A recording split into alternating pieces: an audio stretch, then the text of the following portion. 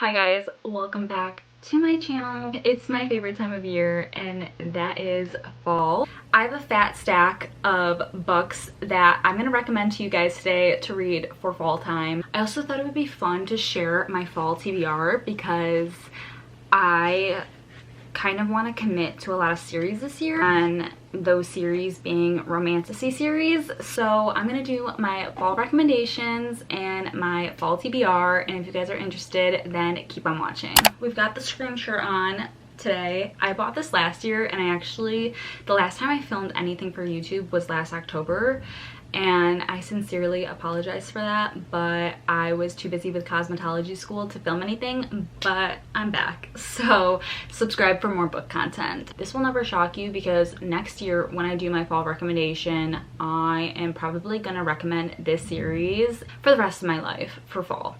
And that is the Empyrean series by Rebecca Yarros. You guys probably know it as Fourth Wing. This is Onyx Storm. This is the third book in the series. This is the only book I have on hand, so that is what I'm showing you today. I am not gonna lie, I just read Onyx Storm. It came out in January of 2025. I read it in July of 2025, and I waited so long to read it because it got such bad feedback on TikTok that I was afraid to read it. And I am severely disappointed in myself because it was one of my 5-star reads this year. I have to be honest with you guys, I also was hesitant on reading the series because after Iron Flame, I didn't know where the series was gonna go, and I was really scared that it was gonna go downhill because Iron Flame just felt like a filler book. But we're back with Onyx Storm, and I give this one 5 stars. If you guys don't know what Fourth Wing is, where have you been? I'm not even gonna give you a full description of it, but very short description. This is a romantasy based off of bonded dragons in a war college, and it has one of the best male main characters. He is in my top 10 book boyfriends list, and that is Zayden Ryerson. And that's all I'm gonna say. You guys have to read the series for yourself. This is an adult romantasy series, but we do have a young adult series. Now, I am not a young adult reader. I have 3 young adult series that I will not DNF. I am not a young adult anymore. I've aged out. One of those series that I am going to recommend to you guys is Once Upon a Broken Heart by Stephanie Garber. Now, I did read Caraval first. It's like a prequel series to this trilogy. That one's a little too YA for me and a little bit boring. I read Caraval. There's 2 more books in the series. I kind of soft DNF'd them. But everyone said Once Upon a Broken Heart was better than Caraval, and you don't have to read Caraval in order to read the series. We have Evangeline Fox. Evangeline Fox believes in happily ever afters and true love until the love of her life is about to marry another. And in order to stop this wedding, she prays to the Prince of Hearts and strikes a bargain with him. Now, the Prince of Hearts is known to be wicked, cruel, but he's also charismatic. She strikes a deal with him knowing that he will collect in the nearby future, and she is in for a wild ride with the Prince of Hearts. He is also one of my top book boyfriends. Although this is YA, it was really, I don't know, it was a good story. He's a very charming and very funny, but also you want to know what the deal is with Jax. You do see Jax in Caraval. I have not finished Caraval, but you do see another side to him, so since I love Jax so much, I might go and finish Caraval.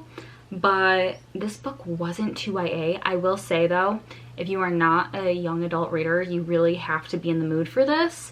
But I really think that this is such a whimsical, like, little cute romance story, and Jax does not disappoint. The second YA story that I'm gonna recommend to you guys is none other than the Powerless trilogy by Lauren Roberts. This is all over TikTok. I will say, I don't have the first one with me, but this is, there's Powerless, Reckless, then Fearless, and I have not read Fearless yet, so that's on my TBR.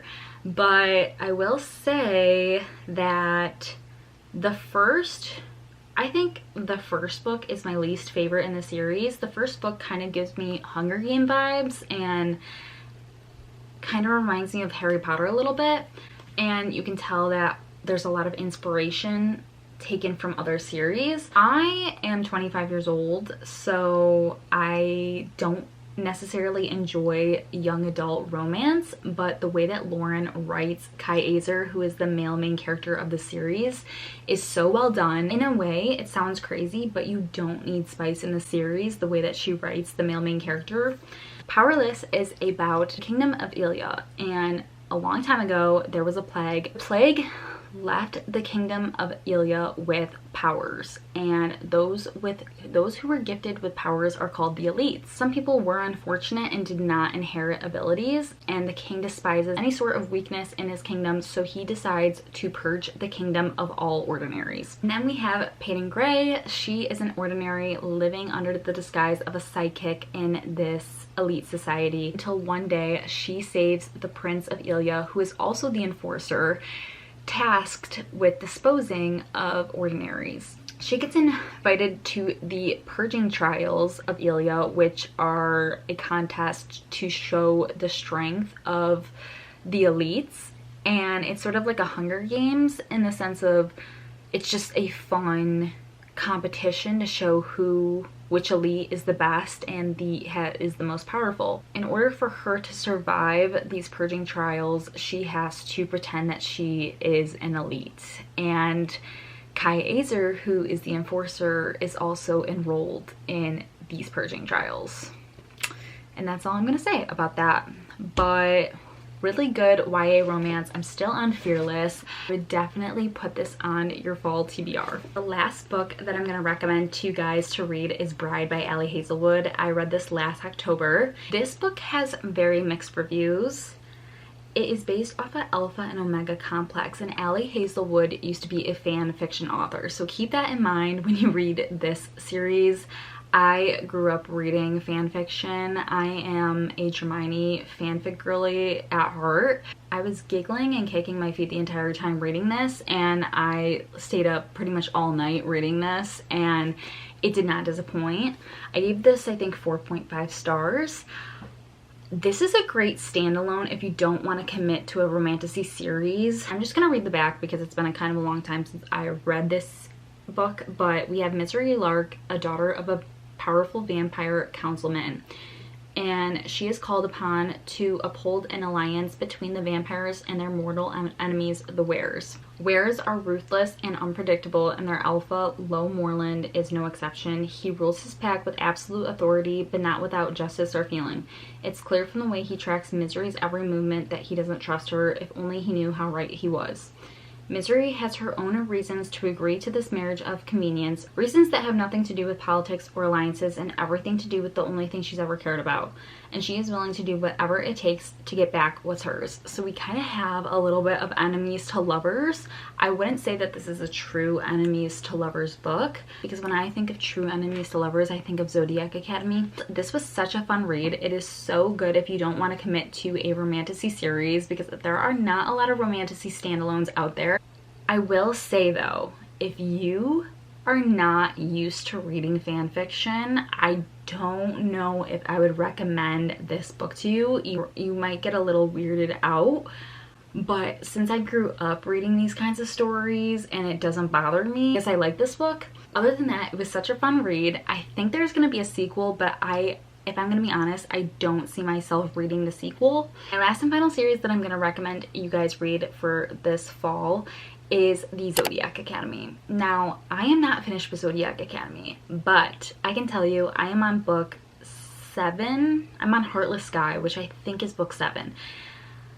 Wow. It is so hard for me to find god tier romantasy series that are up there with ACOTAR and Fourth Wing. When I think of romantasy series, my mind automatically jumps to ACOTAR and Fourth Wing. Those are my god tier books. I don't really know what made me pick up Zodiac Academy, but I will tell you that it is up there with ACOTAR and Fourth Wing for me.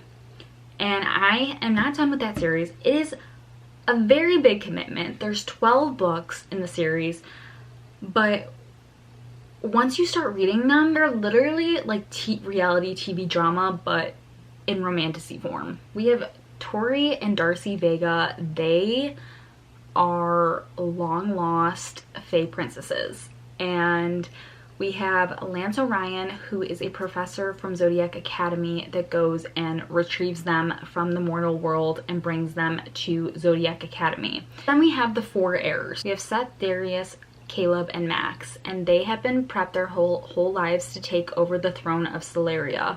They are not expecting to be challenged for the throne. They do not think Tori or Darcy are worthy of the throne one bit, so they bully them. I wasn't expecting to like a bully romance, but the whole series isn't about them bullying them, but it takes quite a bit of time before they're on good terms. It is just such an entertaining series. I don't want to say much about it, but it takes you for a wild ride. You will not be disappointed. I will say though, if you're like if you're sensitive and you get the ick from the male main characters being mean to the female main characters, do not read this book. There's a lot of tropes that a lot of people wouldn't like either, so make sure you read trigger warnings. But I can say that it's nothing like I've ever read in a romantasy series, and I think that's why it's up there with Fourth Wing and Akatar, is because it's so original. So I cannot wait to finish that series. If you guys join this channel, you will know that when I read books, I love to go blindly into them. So I purposely don't know what a lot of books are about before I read them. I just take recommendations off of TikTok mostly and then just start reading. So with that being said, I'm gonna rapid fire these because I don't know what they're about, but I love not knowing what they're about. So let's just rapid fire these. We have the City of Gods and Monsters series. All I know is that you can compare it to Crescent City. I've heard that if you like Crescent City by Sarah J. Maas, you will like the City of Gods and Monsters. It's a urban fantasy series, and I've also heard that the male main character in that is a top book boyfriend. Then we have Sunrise on the Reaping, which is Haymitch's story from the Hunger Games, and I have heard the best reviews off of this book. Like, everyone's given it 5 stars, and I need to read it before the movie comes out, so that's on my TBR. And then we have Guild, and Guild, I don't know if it's gonna happen this year. If you guys comment down below and influence me to read it, I will try to get it, but I'm just so knees deep in romantasy series that I need to finish. But I heard that, I think it's Slade is the male main character of that book, and a lot of people like say that he is top tier book boyfriend, especially in the romantasy genre. So if you guys have read Guild, then let me know if it's worth my time or not. Those are my fall recommendations and my fall TBR. I hope you guys liked this video. If you did, please give it a big thumbs up and be sure to subscribe to my channel. I make videos weekly now, and I am just so excited to get to making more book content for you guys. I will see you guys in my next video. Bye!